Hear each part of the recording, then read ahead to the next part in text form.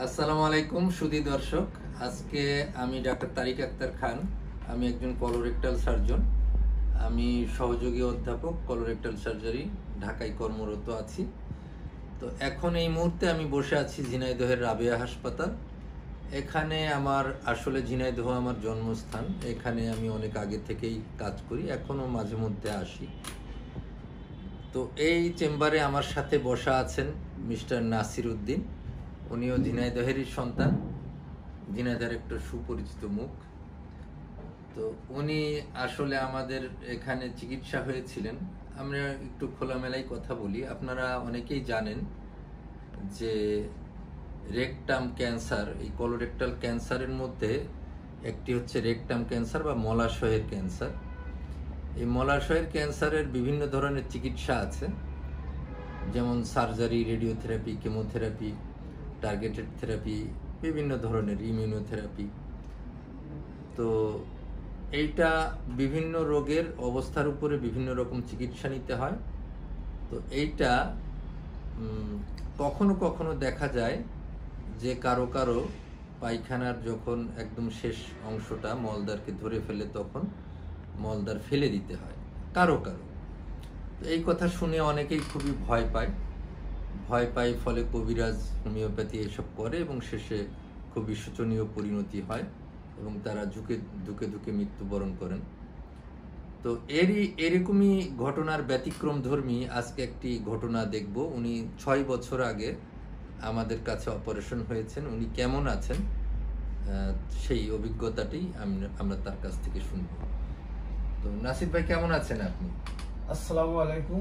আল্লাহ পাক ভালো রাখছেন, আল্লাহ পাকের রহমতে ভালো আছে। এখন আমার আজ থেকে 6 বছর আগে আমি একটা রাজনৈতিক কেসে পড়ে ঢাকায় পলিয়েছিলাম। ওই 2018 সাল 2018 সালে পলিয়েছিলাম। ওই সময় আমার মলদ্বারে রক্ত পড়তো এবং মলদ্বার দিয়ে অটোমেটিক পায়খানা হয়ে যেত। তা আমি যখন রাজনৈতিকভাবে আবার ওপেন হওয়ার পর আসলাম ঝিনাইদহে। আইসে তারেক আক্তার খান স্যার, উনি তখন হাসপাতালে চাকরি করতো। আমি হাসপাতালে গেলাম। হাসপাতালে যাওয়ার স্যার আমারে বলল যে আপনি 18 সালে তো আমি ঝিনাইদহ সদর হাসপাতালে কিছুদিন ছিলাম। তখন আমি ওখানে দেখালাম। দেখানোর পর কিন্তু হাসপাতালে চিকিৎসা হওয়ার মতন যন্ত্রপাতি না থাকার কারণে, এবং আমি ওই সময় গুগলে সার্চ দিয়ে আমার ছেলে দেখলো যে তারেক আক্তার খান নামে একজন রাবেয়া হাসপাতালে আছে এবং ঝিনাইদহ সদরে উনি কর্মরত আছেন এবং বাংলাদেশের উপমহাদেশের 22 জন ডাক্তারের ভিতরে উনি একজন রেকটিম ক্যান্সার ডাক্তারের বিশেষজ্ঞ। তখন আমি ওনার দেখানোর পর স্যার সর্বপ্রকার টেস্ট করে আমারে বলল যে আপনার ওইটা নাড়িটা কেটে ফেলতে হবে, হইলে প্যাকেট বসাতে হবে। তখন আমি খুব ভীতি হয়ে গেলাম। মানে মলদ্বারটা ফেলে দিয়ে পেটে স্থায়ীভাবে পায়খানার রাস্তা করতে হবে। এখন এই রোগটা আমার মার ছিল। আমি আমার মার নিয়ে ভারতে গেছিলাম। ওই সময় আপনার মারও এই রোগ? হ্যাঁ, আমার মারও ওই রোগ ছিল। কিন্তু আমার মা যখন ডাক্তারের কাছে শুনলো, এটা 1996 সালের ঘটনা, তখন ডাক্তারের ওই কথা বলার পর মহিলা মানুষ মা বললো যে বাবা, আমি মারা গেলেও এই চিকিৎসা করাবো না।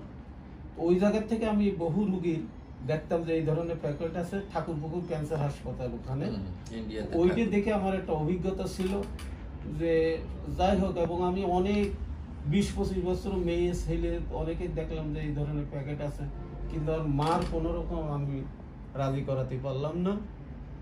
ওই রোগ নিয়ে আমার মা ধুকে আমার বাসায় মৃত্যুবরণ করে।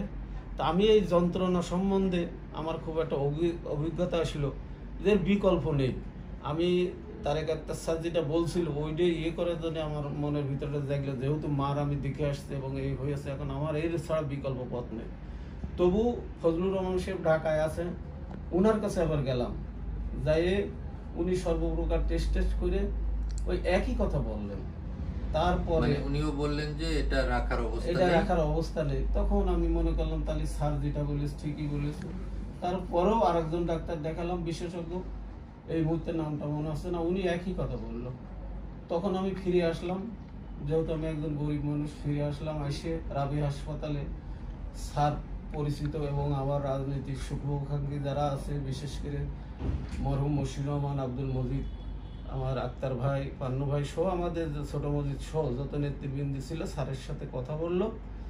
স্যার অল্প নামে মাত্র কিছু টাকা নিয়ে আমার অপারেশন করলো। করার পর স্যার আমারে বলল যে আপনি কেমন নেন, কেমন নিলে এটা। এখন আমি পয়সা কড়ির অভাবে কেমন নিলাম না, কেমন আনিয়া পর স্যারের কাছে আবার কিছুদিন পর আসলাম। আমার অপারেশনের ওই জায়গা দেখালাম, যেখানে স্যার বলল আপনাকে 5 বছর অপেক্ষা করতে হবে। 5 বছরে ওখানে যদি ক্যান্সারের পয়জন থাকে তাহলে খারাপ হইতে পারে।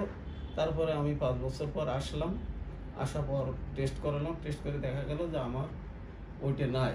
তবে আমি এই ধরনের রুগী, আমি এক দোকান থেকে প্যাকেট কিনি, তারাও প্যাকেট কেনে, মাঝে মধ্যে দেখায়, মোবাইল নাম্বার আছে। এবং আমি অনেকের বাড়িতে গেছি। দুলালমন্দিতে ক্যান্সার হাসপাতাল, ক্যান্সারের রুগী একটা আছে মশিউর রহমান, তার নাম, ভারত থেকে অপারেশন করে নিয়ে এসেছে 16 বছর। তার এক পাশ ফুলে গেছে, প্যাকেট সেট করতে পারে না। আমার আপন একটা মামাতো শালি, সেও এই ধরনের অপারেশন করছিল ঢাকা সিএমএস হাসপাতালতে। তার আপনার ওই তার জামাই চাকরি করে এই সুবাদে, সে অনেক আগে অপারেশন পরপরই মারা গেছে। তা আল্লাহ পাকের অশেষ রহমত, আমি এখন খোলামেলা চলতে পারি, আমি মোটরসাইকেল চালাতে পারি এবং আমার এই প্যাকেটে কোনো রকম সমস্যা হয় না। এখন আমি ভালো আছি। আপনি তো সামাজিক অনুষ্ঠান, বিয়ে শাদী এসবেও সব অংশগ্রহণ জায়গায়, এবং করেন, আমি সব এখানে জায়গায়। যে স্যারের এখানে আসছি, আমি মোটরসাইকেল চালিয়ে আসছি। হ্যাঁ, মোটরসাইকেল চালিয়ে আসছি এবং আমি সব কিছু কাপড় চোপড় পরতে পারি এবং আমার পায়খানা ব্যাগে আসে, এতেও আমার কোনো অসুবিধা হয় না। মোটামুটি একটা ব্যাগ আছে, এই তাছাড়া কোনো কিছু না। খাওয়া দাওয়া স্বাভাবিক, যে মানুষরা যেভাবে খায় আমি সেইভাবে খাই। এই আর কি, আল্লাহ পাক মোটামুটি ভালোই রাখছে। তো শুধু দর্শক, আপনারা জানলেন যে একই ব্যক্তি, ওনার মা কিভাবে এই চিকিৎসাটা সঠিকভাবে না নেওয়ার ফলে করুণভাবে মৃত্যুবরণ করেছেন, এবং উনি আলটিমেটলি যখন 3 জন বিশেষজ্ঞর কাছে শুনে একই কথা শুনলেন যে এটা ছাড়া উপায় নেই, তো এটি করার পরে উনি কিন্তু দীর্ঘ 6 বছর ভালো আছেন। এবং আপনারা হয়তো জানবেন যে আমরা বলি যে কেউ যদি ক্যান্সার চিকিৎসার পর 5 বছর ক্যান্সার মুক্ত থাকতে পারে, তাহলে আমরা ধরে নিই যে উনি ক্যান্সার মুক্ত হয়ে গেছেন। তো আমাদের মিস্টার নাসির ভাই অলরেডি তার 6 বছর পার হয়ে গেছে এবং উনি কিন্তু কোনো কেমোথেরাপি, রেডিওথেরাপি এগুলাও নেননি, অথচ তার কিন্তু এখনও উনি ভালো আছেন। এবং আমরা যেগুলার পরীক্ষা নিরীক্ষা করে দেখেছি যে ওনার ক্যান্সারের কোনো জীবাণু আর নাই। তো যাই হোক, আমি এটা কোনো গর্ব করে বলছি না, আল্লাহই মুক্তি দিয়েছেন। তো সব কিছু আল্লাহর ইশারাতেই হয়, কিন্তু আপনারা সঠিকভাবে চিকিৎসাটা না নিয়ে যদি শুধু মানে আল্লাহ এবং নবীর নির্দেশনা কিন্তু সঠিকভাবে চিকিৎসা নিয়ে তারপরে আল্লাহর উপর ভরসা করা, আপনারা যদি চিকিৎসাটা সঠিকভাবে না নিয়েই শুধু আল্লাহর উপরে ভরসা করেন, তাহলে কিন্তু হয়তো আপনাদের এরকম খারাপ পরিণতি হতে পারে। তো কাজেই অবশ্যই আল্লাহ ভরসা, কিন্তু সঠিক পদ্ধতিতে চিকিৎসাটা নিয়ে তারপরে আল্লাহ ভরসা।